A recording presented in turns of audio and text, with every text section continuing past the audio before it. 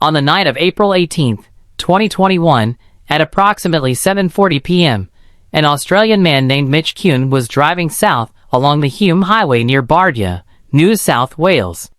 He had just finished attending a racing event and was making the long trip back home toward Gold Coast City.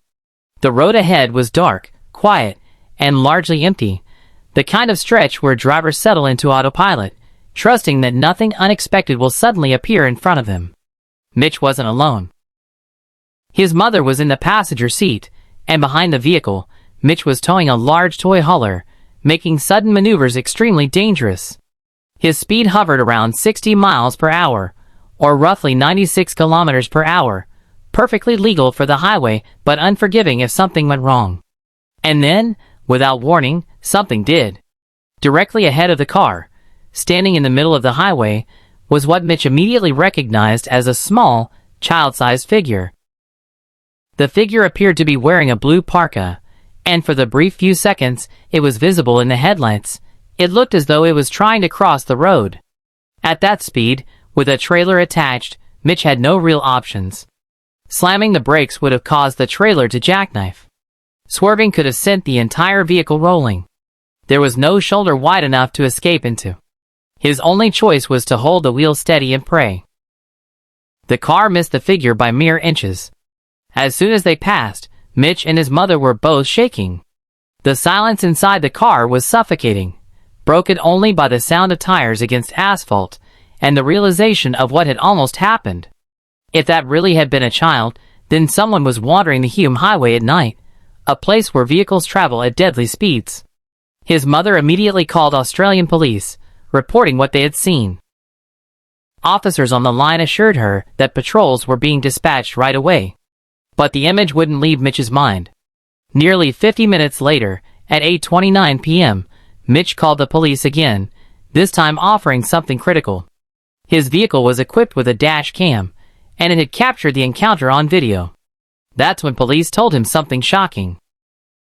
They claimed that officers had already located a child matching the description, and that the child was being returned home at that very moment. The relief was instant.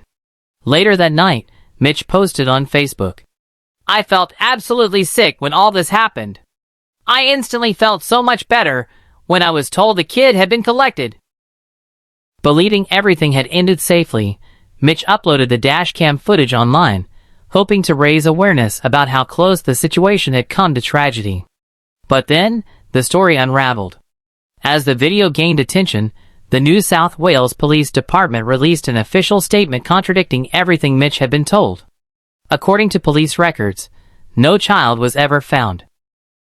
The department stated that multiple patrol cars searched the area for nearly 8 hours, continuing until 3:45 a.m., and found no trace of any child whatsoever. So why had Mitch been told otherwise? The most likely explanation is miscommunication. Perhaps a dispatcher misunderstood information, or prematurely assumed the situation had been resolved. There's no real incentive for police to falsify an official report. But that explanation doesn't answer the most unsettling question of all.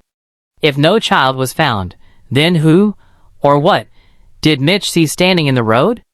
To this day, there is no definitive answer. The woman who crawled out of the river. On May 8, 2021, at around 2:30 a.m., TikTok creator Pissed Pasta, whose real name is Malie Paralesh, was driving home with friends after a night out in Belmont, Michigan. The group was traveling along Packer Drive Northeast, a road that runs parallel to the Rogue River. At that hour, the area was quiet. No pedestrians, no traffic, no reason to expect anything unusual. Then someone in the car screamed. Ahead of them, something dark was crawling onto the road. At first, none of them could understand what they were seeing. The shape moved slowly, awkwardly, almost unnaturally. They stopped the car. The figure was human. After arguing about what to do, the group decided to circle back. What they saw the second time was worse. A woman, possibly in her late 20s or early 30s, was sitting in the middle of the road.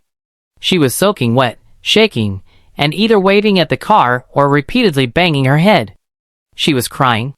The temperature outside was only 48 degrees Fahrenheit 9 degrees Celsius.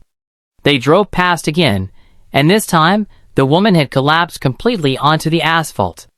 Fear and instinct collided.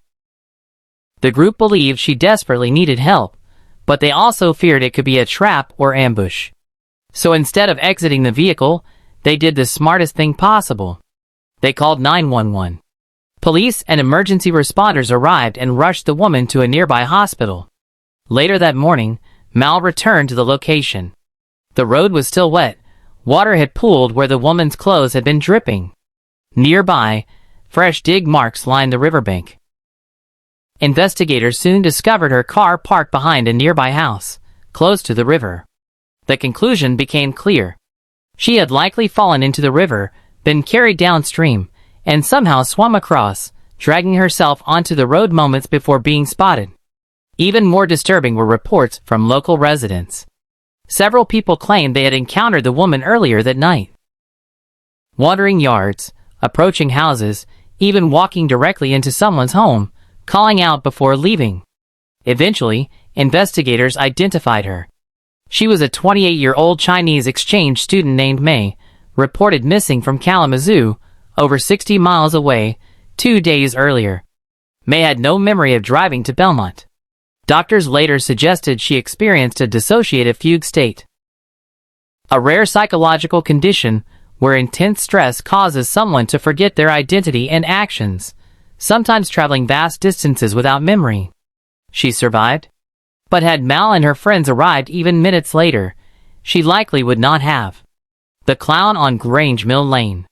On October 12, 2016, a family in Sheffield, England, left the Drawbridge pub just after midnight. The streets were nearly empty. 5 minutes later, as they turned onto Grange Mill Lane, a figure jumped out of the darkness. A man dressed as a clown blocked the road. He waved.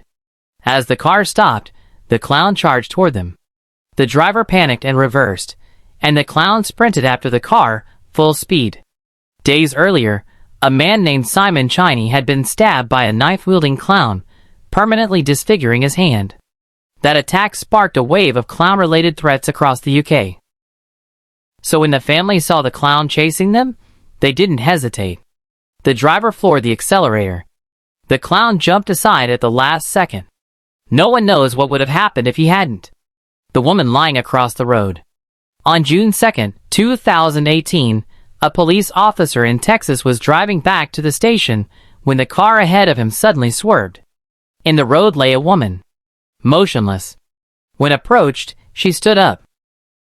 She had crashed her car into a ditch while drunk, suffered a concussion, and wandered into the road, eventually lying down across traffic.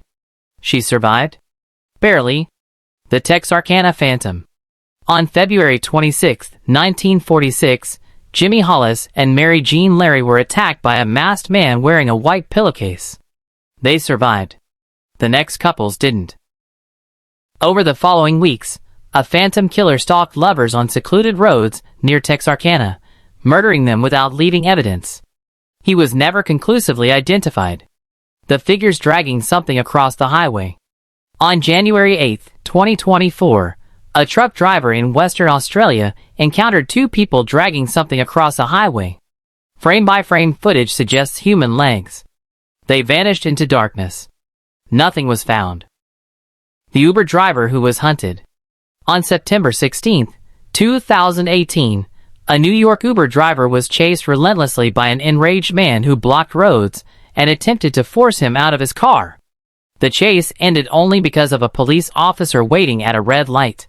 The attacker was arrested for DUI. Final thought. Highways are meant to connect us. But sometimes, in the dead of night, they become places where reality breaks down, and people appear where they should never be.